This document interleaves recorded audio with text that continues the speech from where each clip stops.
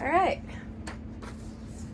If you have sand in your pool from a broken lateral and you fixed the issue, what is the best way to remove the sand from the pool?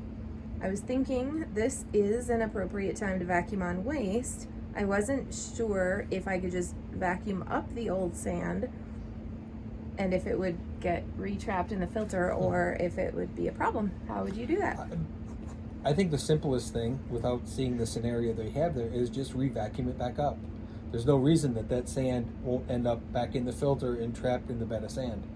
I think if for some reason you have really gross and bad debris and something that's mixed in there as well, then maybe vacuum it on waste, but it can't hurt as long as we're not talking a lot about that there's a lot of sand and that you refilled your filter already and then you're going to end up with way too much sand in your filter.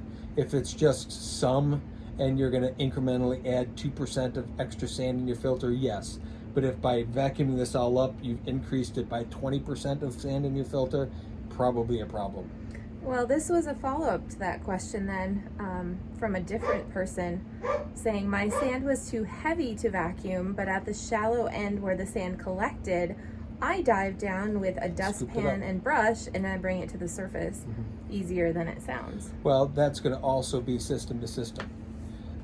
Some systems, depending on how long the vac line is, how long far the skimmer is from the equipment pad, how big the pump is, there's so many different scenarios there that could play out.